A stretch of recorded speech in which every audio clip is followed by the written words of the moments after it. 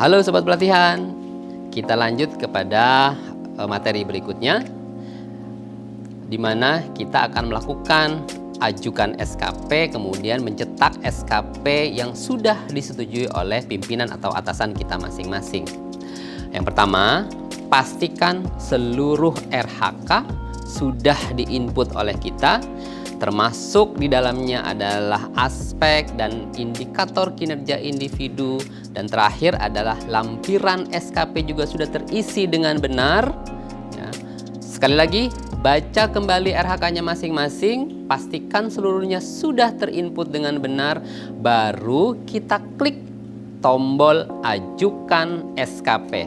Ingat, ketika kita sudah melakukan atau mengklik tombol ajukan SKP, SKP kita tidak bisa dilakukan perubahan apapun, kecuali kita meminta atau menghubungi atasan kita untuk menurunkan SKP kita ke dalam draft kembali, maka SKP kita bisa diedit atau diperbaiki.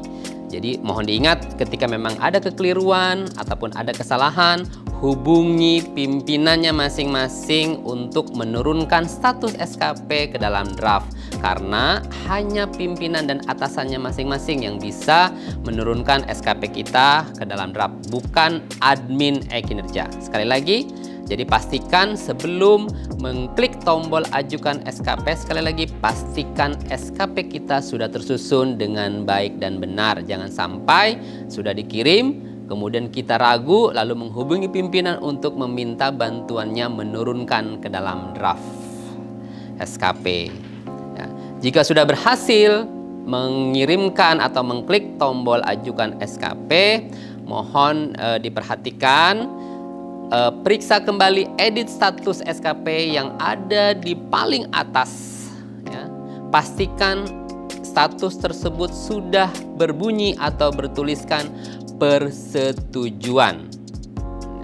Jika sudah persetujuan, maka tugas kita selaku penyusun SKP adalah mencetak rencana SKP yang sudah disusun tadi. Pastikan sekali lagi kembali, tombol atau edit status di dalam SKP kita yang terletak di paling atas itu berbunyi persetujuan. Kalau sudah persetujuan, artinya SKP kita sudah disetujui oleh pimpinan dan kita sudah bisa melakukan pencetakan rencana SKP yang sudah kita susun di tahun berjalan. Caranya adalah kita kembali klik menu SKP, kemudian ada detail SKP, kemudian nanti ada tombol cetak. Kita klik tombol cetak. Ingat, tanggal SKP adalah di mana ini tanggal rencana, artinya dia tanggal di bulan Januari. Silahkan pilih tanggal hari kerja di bulan Januari tahun berjalan. Tanggal 1, 2, atau 3 sesuaikan hari kerja. Selanjutnya pilih lokasi atau tulis lokasi di mana lokasi kita atau lokasi unit kerja kita berada, ya, Jakarta atau sebagainya. Kemudian ada yang namanya tombol atau kolom berupa TTE. Ini jika kita sudah memiliki TTE atau atasan kita sudah memiliki TTE. Tapi saran saya silakan abaikan saja atau kosongkan saja, langsung kita cetak untuk melakukan penandatanganan secara manual. Klik OK. Maka SKP atau rencana SKP yang sudah kita susun itu sudah bisa kita cetak. Sobat pelatihan berbahagia, materi ini kita cukupkan sampai di sini. Kita lanjutkan pada materi berikutnya.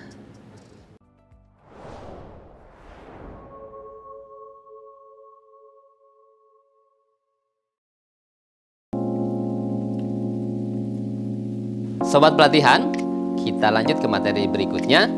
Kali ini kita akan membahas soal pengisian rencana aksi dan pengisian bukti dukung pada aplikasi e-kinerja bkn.go.id.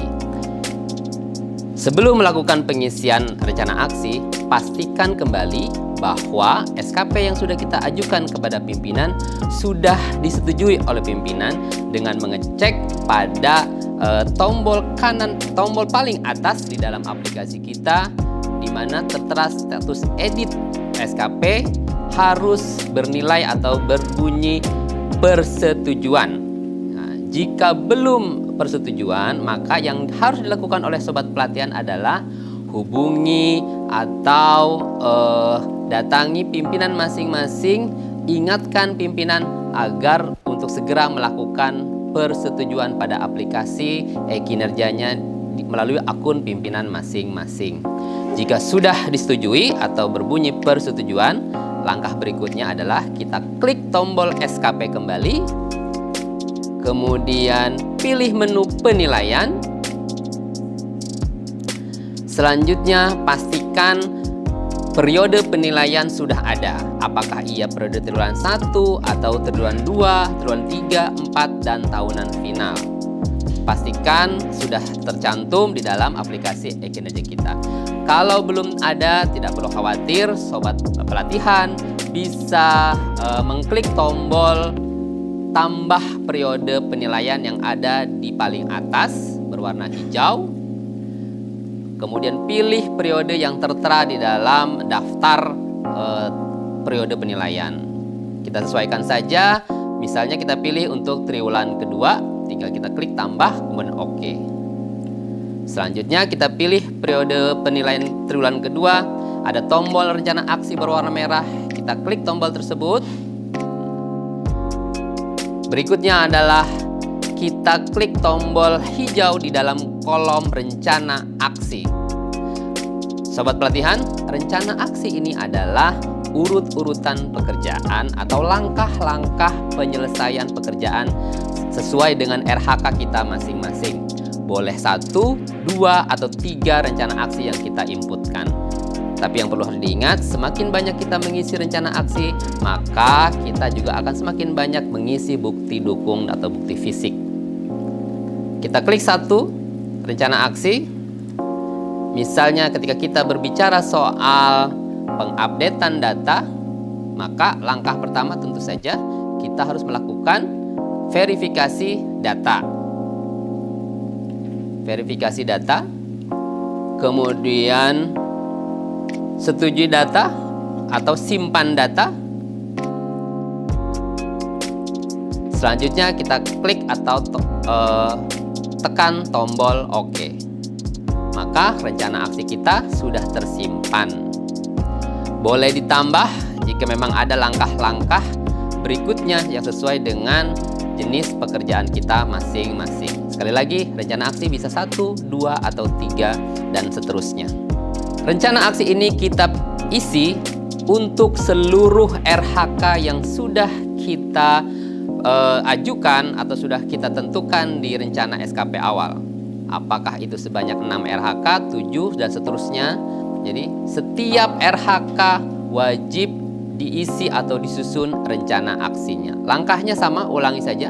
Tinggal klik tombol hijau di dalam kolom rencana aksi, kemudian ketikkan atau inputkan langkah-langkah pekerjaan yang kita lakukan untuk menyelesaikan RHK tersebut. Apakah itu berupa input, update, ataukah misalnya verifikasi, ataukah dia misalnya mencatat, mencetak, dan seterusnya sesuai dengan jenis pekerjaan yang kita kerjakan. Sekali lagi, jangan sampai ada rencana aksi atau RHK yang terlewat dan tidak terisi rencana aksinya. Tinggal ulangi saja langkah seperti yang tadi. Jika sudah selesai, maka berikutnya adalah kita melakukan pengisian bukti dukung atau bukti fisik. Langkahnya, balik kembali ke menu SKP, pilih penilaian, kemudian pilih periode penilaian, lalu kita klik tombol bukti dukung. Tombol ini berisi atau berupa link bukti fisik yang sudah sobat pelatihan simpan datanya di media Google Drive ataupun on-cloud lainnya. Jadi sebelum kita ke langkah ini, maka ada baiknya sobat pelatihan sudah menginput atau menyimpan bukti dukung dan bukti fisiknya di dalam Google Drive atau on-cloud. Karena yang diperlukan di dalam menu ini adalah link daripada Google Drive yang sudah sobat pelatihan simpan. Caranya, Jika memang sobat pelatihan memilih Google Drive, silakan masuk ke dalam Gmail masing-masing, pilih drive saya atau My Drive, kemudian cari folder atau file daripada bukti fisik yang sesuai dengan RHK yang tadi kita simpan. Klik titik tombol 3 di dalam file tersebut, kemudian cari bagikan atau share, kemudian klik bagikan. Selanjutnya pilih akses untuk umum yang tidak dibatasi, pilihannya ada 2, yaitu dibatasi dan siapa saja yang memiliki link. Pilih siapa saja yang memiliki link, kemudian copy link, selanjutnya tekan selesai. Kita kembali lagi ke rencana aksi pengisian bukti dukung fisik tadi, copy paste atau copy paste link tadi, kita tekan tombol OK untuk menyimpan. Sekali lagi pastikan linknya yang sudah di-sharing, yang bukan terkunci. Jangan lupa ketikkan nama bukti dukungnya, apakah itu berupa SK kenaikan pangkat, apakah itu updating data, apakah itu kegiatan, apakah itu sifatnya laporan. Silahkan disesuaikan dengan RHK yang kita tentukan. Klik OK untuk menyimpan. Maka satu bukti dukung fisik sudah tersimpan. Tetapi langkah berikutnya adalah sobat pelatihan harus mengklik tombol realisasi, di mana isi dari kolom ini adalah sebanyak jumlah pekerjaan realisasi yang sudah kita kerjakan sesuai dengan bukti dukung dan bukti fisik tadi. Silakan disesuaikan apakah itu berupa laporan, ya, apakah itu berupa berkas, ataukah itu berupa kegiatan, dan seterusnya dan seterusnya. Pastikan realisasi ini minimal sama dengan target supaya hasilnya bernilai sesuai ekspektasi. Karena kalau di bawah target artinya realisasinya rendah, maka tentu saja nilai SKP kita bernilai di bawah ekspektasi atau kurang. Begitu juga ketika ternyata realisasinya jauh di atas daripada target, tentu saja nilai daripada SKP kita adalah di atas ekspektasi atau sangat baik. Klik OK untuk menyimpan. Lakukan untuk seluruh rencana aksi dan bukti dukung. Seluruh tombol yang berwarna hijau harus kita tekan, kemudian kita input atau isikan linknya. Jangan lupa isikan juga realisasinya. Satu persatu disesuaikan sampai dengan seluruh RHK dan seluruh rencana aksi terinput atau terisi. Kenapa? Karena jika ada satu saja rencana aksi atau bukti dukung yang tidak terisi, maka pimpinan tidak bisa memberikan umpan balik atau tidak bisa memberikan rating daripada hasil pekerjaan kita. Apakah itu bernilai sesuai ekspektasi, di atas ekspektasi, atau di bawah ekspektasi. Jadi sekali lagi pastikan seluruh kolom, seluruh tombol pada rencana aksi dan pengisian bukti dukung sudah terisi.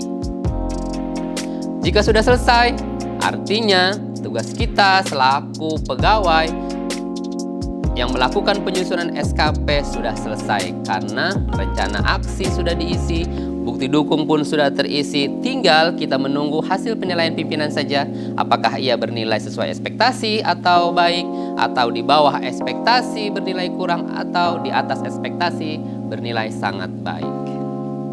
Sekian materi penyusunan rencana aksi dan pengisian bukti dukung fisik. Semoga sobat pelatihan bisa memaknai dan mengimplementasikannya. Tetap semangat belajar.